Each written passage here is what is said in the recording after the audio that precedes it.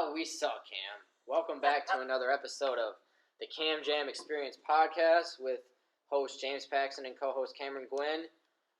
Kim, I'm looking at my bracket right now and we suck. Oh, is that what you're talking about? Yeah, that's what I'm talking about. Oh, geez, I thought you were just talking in general. I was like, what's wrong with you today? I had Duke winning it all, and they lost to South Carolina last night. That's your fault. I had Notre Dame going to the Final Four, and they lost to Virginia. Ugh. It was a bad weekend. So now I'm just going for my hopefuls, and I'm just saying, forget about the bracket. But yeah, we suck. We suck. It's the weekend wasn't all that great. Basketball-wise? Well, basketball-wise, it was great, but bracket-wise, it sucked. Bracket-wise. Yeah, the games were interesting. There's some things that we saw that we didn't want to see. It wasn't good bracket-wise, that's for sure. Oh, that Duke loss, man. I was so happy. You're really tore up about that? I am, because I think that someone said it right yesterday on one of the social medias who was a free writer or a Det News writer who said either Duke will go to the championship or they'll choke. And, they weren't supposed to lose to South Carolina. Don't get me wrong, I'm very happy for South Carolina, and they deserve to win. They played an amazing game if you watch the game. But the fact is Duke wasn't supposed to lose that game, especially with Villanova out. Right. What? The road was paved. It was paved. Wisconsin paved it for them. With beautiful roses, and they were in a horse and carriage driven by a very nice man. It was paved with luxury. You just made it sound like Cinderella a little bit. Duke wasn't the Cinderella though. No, what I'm saying. Okay, how would you say a road was paved with luxury?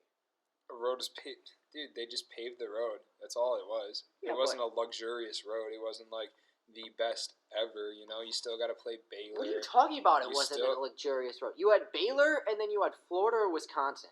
Duke would have destroyed Baylor. Or they should have. They should. Yeah, they should destroy Baylor. And then you got Wisconsin or Florida. Newsflash, Florida was a disappointing team in the SEC, and Kentucky whooped them earlier this year without even trying. Wisconsin would have been easy to beat. Wisconsin? Duke should have won that game, and they should have played a better tournament.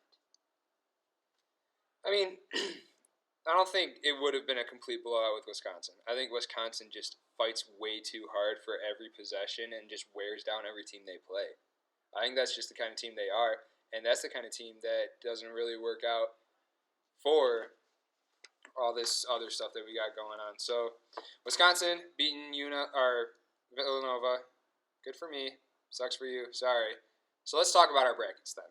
Yeah, to go through the show real quick, we're going to be talking a lot about brackets. How March Madness is looking right now, what teams are still in it. We got a lot of bracket talk, and after bracket talk, we're going to Kicking It with Cam.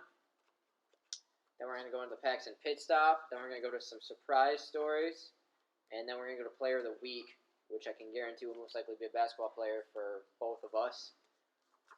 But as we go into bracket talk, to kind of skim through what happened this weekend for people who we're living under rocks. Michigan is still in the tournament. They're playing Oregon on Thursday. Some of the games we got Michigan, Oregon, Gonzaga, West Virginia, Kansas, Purdue, Arizona, Xavier, Butler, North Carolina, Baylor, South Carolina, UCLA versus Kentucky, Florida versus Wisconsin. Cameron, I'm going to ask you a couple questions involving the brackets. Who's your surprise team? Who's still in it? Who's your surprise loser? And quite frankly, what matchup is going to be the best game to watch this weekend? My surprise was Michigan coming out and beating Louisville. I picked them just because of how they were playing, and I figured Louisville just seems to be that team that doesn't do it in the tournament for some reason. They just find a way to not win, and I felt like that was the moment right there where they were going to find the way to not win. And Michigan just answered every question that they had. Whether the first game that they played against Oklahoma State, they did the same thing. They were just answering every question, making their free throws, making their threes. They played great in both games, and that's my surprise pick. Okay, I'll do my surprise pick. My surprise pick, is Xavier. Xavier plays Arizona this Thursday at 10 o'clock. They really surprised me. I don't know if they surprised you much. Well, yeah, because I had Maryland in my Final Four. So I didn't pick them to beat Maryland. Maryland was a pretty decent team this year. But one quick thing about Xavier, they beat Florida State, who was a really hard ACC team this year. Mm-hmm. They beat them 91-66, and Xavier's surprising the heck out of me right now. I don't know how far they can go. They do have a hard game against Arizona, but I mean they're just playing amazing basketball right now, and that's definitely my surprise team right now is Xavier. My surprise loser is Duke, as we started at the beginning of the show. One reason is that they had so many amazing players, and they should have gone farther. The other reason they're my surprise loser is how they lost. 3 people fouled out, who all 3 contribute in the game. That doesn't happen. And Coach K kind of gave up a little bit at the end. My opinion, he gave up. When he said no fouls, just let the 17 seconds run, that's giving up. And that's not how Duke basketball plays. So that's my surprise loser. My surprise loser is Vandy a little bit. I thought that they were going to beat Northwestern. I know that's a close pick right there, but Vandy just seemed like they had a lockdown defense that was able to stop Northwestern, but Northwestern was just able to turn it on them in moments. And, I mean, Northwestern with that gutsy call against Gonzaga, they played really good against Gonzaga for a majority of the game, too, up until after the call. They kind of slipped off a little bit. But man, Northwestern actually, that was a good surprise. But yeah, Vandy is my pick for an upset. All right, looking this weekend at the 8 games that are planned in the Sweet 16, what's the best game of the week? Which one that's you definitely going to be close? UCLA, Kentucky. Definitely. That's got to be the game that everyone wants to watch. I mean, there's not really a game looking at the upcoming schedule that seems to be like a showstopper, like crazy, I need to see this game, you know? But you got 2 great teams with amazing freshmen on both sides, with Lonzo Ball on UCLA, Malik Monk on Kentucky, and just the whole, everything about it, of what is going on around basketball, around everyone saying that one and done are terrible, and Calipari just showing what's up, and Lonzo Ball having to live up with the hype of what his dad is putting on him too. That just adds more to this game.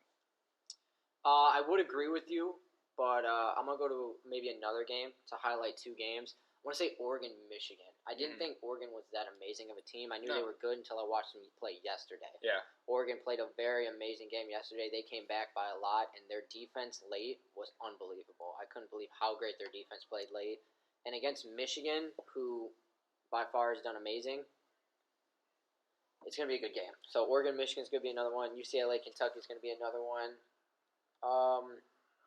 Who do you think is going to be the team?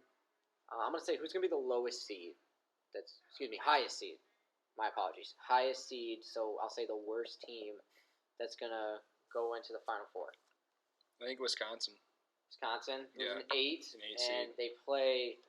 they have to play against Florida, who I think they will beat. Florida hasn't been as consistent, like you said, went to Kentucky and got completely smacked. They did. But then they can turn around and play pretty good against other teams. They're just not consistent, and Wisconsin has been making their free throws. They've had good defense in the paint. They aren't really allowing many easy buckets. I think Wisconsin can breeze past Florida, and then after that they either have South Carolina or Baylor. So, similar scenario, you know? Yeah, that's definitely going to be an easy road if they beat Florida, which I do think they will. My lowest seed is going to be a little bit of a shocker to you, but I believe my lowest seed is going to be West Virginia. I think West Virginia will beat Gonzaga. I said it at the start. I didn't think that region was a very strong region. No. And from watching Gonzaga and Arizona play, they didn't do amazing. They both won decently, but I think they played down to their competition pretty basically. So I do think West Virginia is going to beat Gonzaga Thursday, and they will go on to the Final Four. Only reason I picked them is because I think Michigan will, in fact, either lose to Oregon or lose to Kansas. I do not see Michigan make it into the Final Four. I have in my bracket Oregon going and beating Michigan, but I mean, this doesn't mean I'm going to root against Michigan to win, obviously. But yeah, that West bracket, like you were saying with Gonzaga and all that, that bracket's a mess, dude. Nobody really expected what to happen. Well, not even that, but just like every team that you see in this group is an inconsistent team or a team that's not in a big conference, so you don't know how they play against big conference teams. To remind everyone, in this West Division, there's 4 teams left. It's the number 1 seed Gonzaga, number 4 West Virginia, number 11 Xavier, and number 2 Arizona. Yep. All 4 of those teams are not super consistent teams. No, they're not. It's going to be interesting for sure.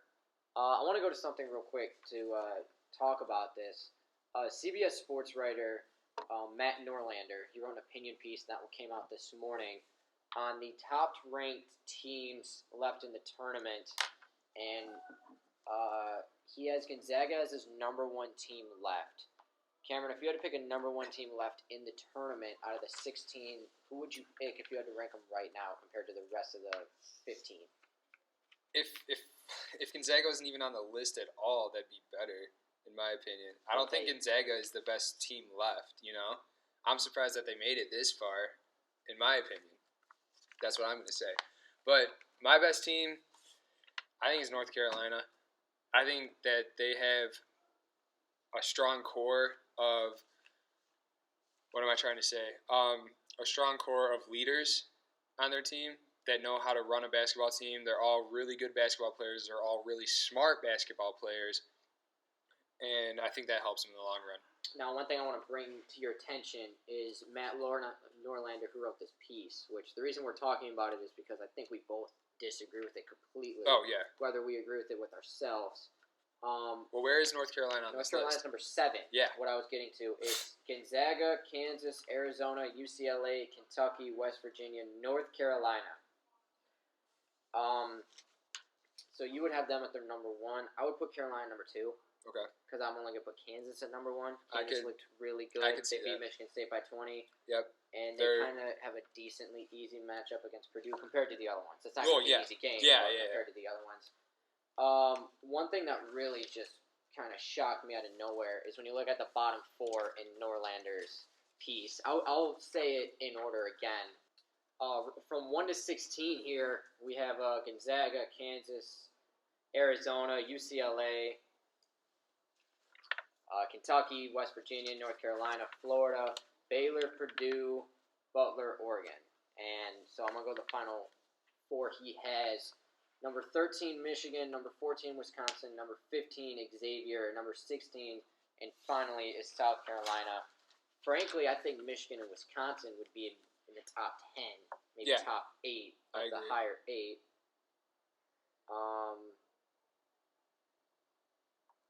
So that's one thing that I have to say. And I don't think Xavier or South Carolina is the worst team left. No, I don't think. I honestly, looking at this list, I think that the worst team left is probably either Butler or Oregon, in my opinion. One of those 2 teams. I don't think Butler's as strong as the other 4 seeds are in this tournament. But yeah, I definitely agree with you. I think Michigan and Wisconsin should definitely be higher. Like I said, I think Wisconsin is probably going to go to the Final Four now with what they have in front of them. So, and that's not just saying what they have in front of them because the teams aren't as good as them, but they're a good team, And it's the same with Michigan, how they're playing with their guards and just everybody coming together. These are 2 good teams right here that they're not getting enough shine to, Well, since we're talking about it and we both disagree with Norlander's list here, I'm going to be the one to say that out of the top 4 of Gonzaga, Kansas, Arizona, and UCLA, none of those 4 teams will be in my updated Final 4. Give me your updated Final 4 and your top 4 teams left. My updated Final 4 is I still got Kansas and North Carolina. Those 2 teams are just too strong. And then I got Arizona just because there's nothing left to pick from, really. I don't think Gonzaga can do it.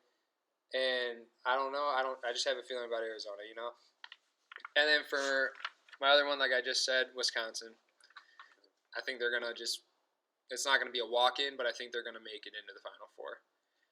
Right. I'm gonna do a little bit of surprise here, which I misspoke at first. I do think Kansas will make it into the Final Four, so one out of his top 4. Mm-hmm. I do believe will make the Final Four. So I think it's gonna be Kansas in the Midwest, top right. In the South, I'm gonna keep with Kentucky, only because I didn't like how North Carolina played yesterday against Arkansas. There was many chances where they should have lost, and if Kentucky can get past UCLA, I think it'll be an easier matchup to them as North Carolina. So Kentucky will be in the South, Kansas will be in the Midwest. The East, I'm going to go with South Carolina. I'm going to go with a real big upset to win in the Elite Eight game against Baylor. I'm going to go with Florida to beat Wisconsin to beat Florida.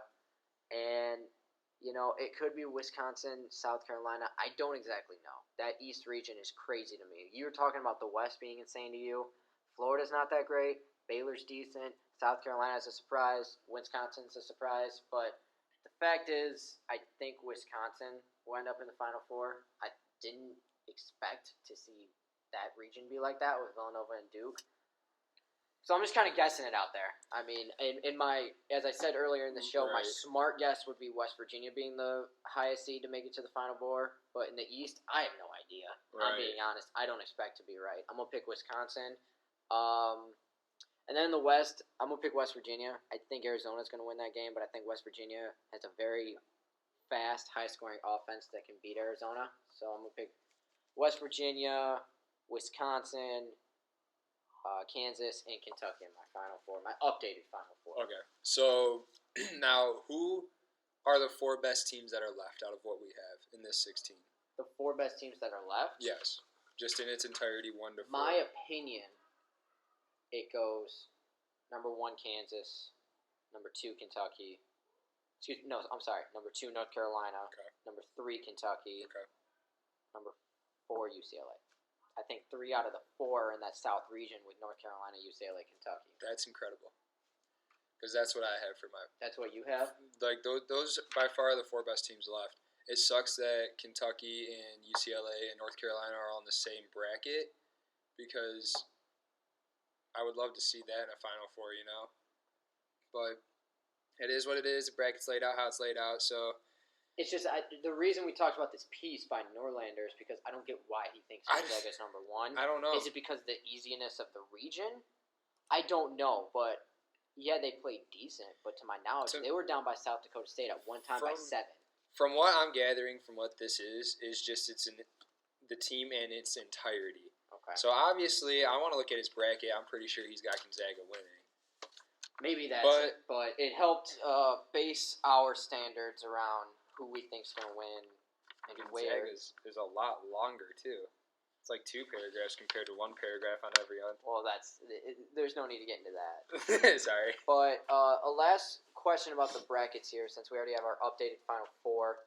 Who's your excitement pick, as I'll say? Who's one team they could be a favorite or they could not be a favorite, but who's the one you're really pulling for here? Because that's what happens in March Madness. There's a team that you don't exactly expect to pull for who's not maybe one of your teams. I'm going to say for us, Michigan or Kentucky we can't pick because we both like Michigan, and I'm a huge Kentucky fan, but they're not even my team who I'm pulling for.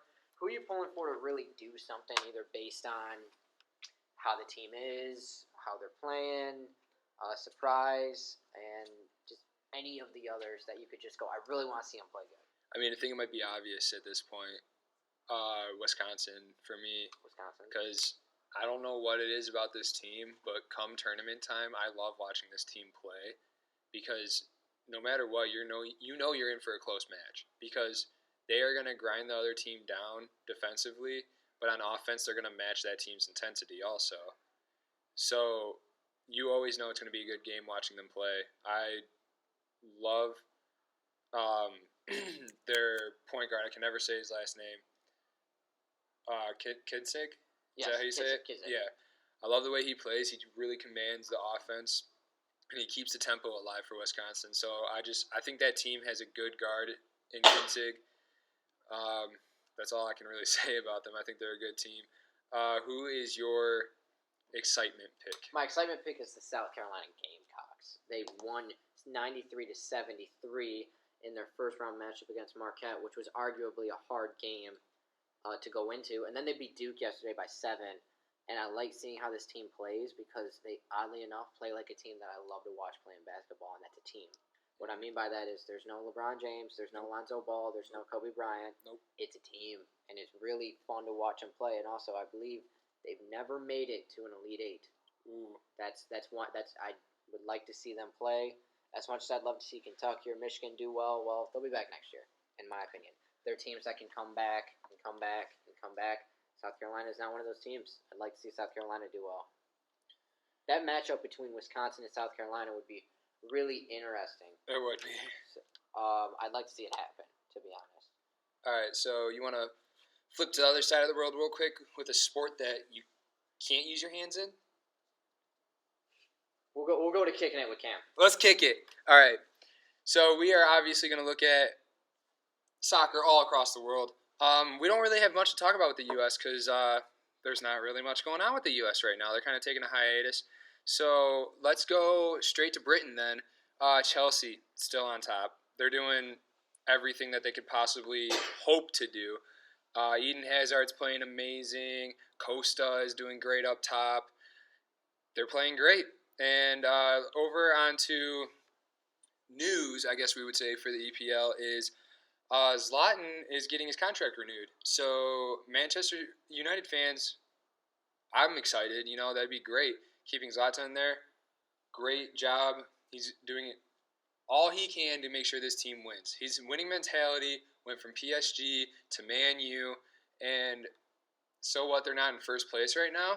Right now they are actually in 5th, but they're on the rise. They have had a couple injuries in the back. Blind has been, well, let's just say it, playing like a blind man. Not much you can say about their defense, but their offense is amazing. And looking over to La Liga, Antoine Griezmann, who is actually one of my favorite players. He's a French national player. He's a really, really good fast forward. Potentially going to Man United next year, which great for Man United. You got Pogba, Griezmann, and Zlatan. What more can you ask for on the offensive side? But if you're Man U, you probably should check that back line. So let's come back to the States a little bit. We'll check the MLS. The MLS still on top are the Red Bulls, and I actually watched them play against the Seattle Sounders. And the Red Bulls are just so dynamic all throughout every part of the game. Defense, offense, the midfield is great. Everything about this team, can't ask more from them. So keep watching out for them. We'll keep checking in on Tim Howard to make sure that he is good. So I'm going to take a turn left real quick and hop in a pit stop. All right, this week's Packs and Pit Stop. We're reviewing yesterday's race. It was at Phoenix International Raceway with a total of 312 laps at a 1-mile oval track, also known as a very racer catch-up track, as some people would say, where racers who haven't done well lately would be able to do well. In the Monster Energy NASCAR Cup Series, Ryan Newman wins after he led 6 laps. Kyle Larson comes in 2nd, and Kyle Busch comes in 3rd after getting his head smashed into the ground last week. He led 114 laps to end up in 3rd. Ricky Stenhouse Jr. comes in 4th, and Brad Keselowski comes in 5th, with Kevin Harvick right behind him in 6th. The standings after this is Kyle Larson in 1st place right now. He has 184 points. Brad Keselowski is in 2nd. Chase Elliott is in 3rd. Martin Truex Jr. is in 4th, and Joey Logano is in 5th. And the favorite at the beginning of this season, Jimmy Johnson, is in 16th right now with 93 points. He's not looking as great as people would assume, which is why NASCAR is going to get really interesting for NASCAR fans, because Larson, Keselowski, and Elliott weren't exactly the favorites to win, but they're doing amazing. And in a piece on ESPN.com written by, Bob Pockrass, he's picking Kyle Larson to do a lot this season. He's run 2nd place a couple times. He's been a real favorite in the NASCAR Energy Cup Series. So keep watching NASCAR to see some of the surprise people and not the usual big-time racers, as I'll say. Next week, NASCAR is in Fontana, California. It's a 2-mile D oval track. It'll be on Sunday at 3:30 on Fox. Defending champion Jimmy Johnson, and watch the poll this Friday to see who gets in 1st place. Sweet. So Are you surprised that Jimmy Johnson is so low? Yes, that's why I brought up that he was a major favorite to win, and he has won 6 championships, and he's trying to get that 7th to become the all-time leader in NASCAR, coming up on championships. So I am very surprised that Jimmy Johnson is not up there higher. Well, you want to hear another surprising thing? Oh, yes, you do have a surprising story for me that was supposed to be surprising for me. Every time you say you have something surprising for me, it isn't surprising. It's something I can see coming. So we'll see if you have something surprising for me right now. Jeez, all right, just shoot it down then. All right, so you already guessed this guy. His name's Marshawn Lynch. You know, the prolific running back, right? What did I guess? You guessed his name earlier when I was talking about him, trying to hide it from you, you know? So you guessed that it was Marshawn Lynch. Apparently the Oakland Raiders said that they want him. They want him to come out of retirement and play. Well, who doesn't want him? Right. So they're saying that they want him to come out of retirement, and that started the rumors. Obviously, he hasn't said anything about it yet, so we have no idea what Marshawn Lynch is actually thinking. But going off of Shilkapedia, I don't know how to say his name, and I'm really sorry, ESPN writer, he says that the Oakland Raiders want him. He could be reinstated, but it's not a guaranteed thing. He has already signed his papers for retirement in May, so that becomes an issue. The Seahawks could just say no, because technically they still owe him a little money from his previous contract. He would be owed $9 million in 2017 and $10 million in 2018. $7 million of that is salary, $3 million signing bonus, and then Shale over here on ESPN compared Marshawn Lynch's trade ability from the Seahawks to anywhere else as Tony Romo. What do you think about that? I think it's made up. I'm not made up saying that. I think the hype is made up. Yeah. I don't see him going to the Raiders. Right. I don't see him coming out of retirement. No. That doesn't shock me much at all. That people think he would do this, but I think what people forget about in the National Football League is people are done because they don't want to play anymore. It takes a lot out of you. Yeah, he's done. He had an amazing short career. It was short, but he's done. He's not coming back. Oakland should try and find someone who's still playing. Yeah. Instead of try to get someone who's retired. That seems really hard to do in life.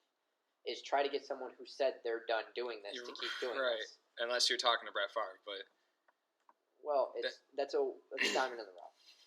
My point is, why would you try to get a retired player? It's like trying to get Calvin Johnson back in. He's not coming back. Like trying to get Calvin He's Johnson. not coming back. He's done. He had his amazing years. He knows he can't provide as much as what he was providing, so he's just done. And that's his life he chooses. He made millions of dollars. He can be done. It's okay. That's kind of how I feel about it. So I don't think Lynch is going anywhere. No. Not really Besides surprising. the couch. Well, he loves those Skittles. I love so many Skittles commercials. My surprise story before we get into the player of the week and we wrap this thing up. Cameron. Yeah. The investigation's over. What investigation? The investigation of Tom Brady's Super Bowl jersey. Oh, yeah. I heard about that this morning. On Undisputed, the show with a guy who only talks about one thing and sucks at it, and Shannon Sharp, Jay Glazer went on there on Fox Sports 1, and he was on there, and he's like, the investigation's over. He doesn't have to look on eBay anymore. Because the investigation is leading that they found the guy. And a quote from him, which he says one of my favorite things a media member could ever say. This actually happened, from what I'm told. From what I'm told? It actually says that? It says, from what I'm told, in the article. Apparently it says this on video. So go to foxsports1.com, and you can see Jay Glazer say it. How do you get any credentials as a journalist from saying, from what I'm told? From what? Those 4 words are almost just as bad as I made this up. I can't believe... Wait, and actually, show me that. Where does it say that? And he actually, from what I'm told. It literally says, from what I'm told. That's a quote. How can they... How do you quote from what I'm told? How can you publish from what I'm told? I don't. This is a story by FoxSports.com writer Nick Schwartz, who frankly will lose his job soon if he keeps on putting from what I'm told. Oh like, how much farther is this going to go into? From what I'm told. Coach Gwynn, your soccer team didn't play as good as you thought. from what I'm told, you're gonna fire everyone from the team. No, that's not gonna happen, Nick. I don't know where you heard that. Like, we could do these from what I'm told things all day. Hey, from what I'm told, the Moon is going to get an MLS team. Yeah, that's in this not expansion. correct, though. Because the Moon can't have a soccer team, Nick. From what I'm told. Jay Glazer and him should be ashamed of themselves. One, Nick, from publishing from what I'm told. And Jay Glazer from saying the words from what I'm told. Especially Jay Glazer. How long has he been in media and been doing so many amazing things for Fox? I don't He's know. usually a trustworthy guy. I don't know how you can... Anyway, back to the story. They zeroed in on somebody, a person of interest. The person of interest, from what I'm told, is an international member of the media. I don't believe he's actually a member of the media, but he was posing as a member of the international media, got credentialed. It's going for quite some time. So you want to hear what I heard My about this? My surprise story is why people give a damn about Tom Brady's stolen jersey. Do you want to hear what I heard about this, though? What did you hear about this? This is where this got kind of interesting to me. They're saying that it was a credentialed international media member.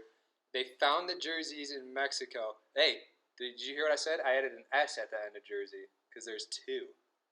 The one from 2014 and this year. Or not 2014, I'm sorry, 2015. And then from what I'm told, there's another spicy part to it. Okay. He also stole Von Miller's helmet.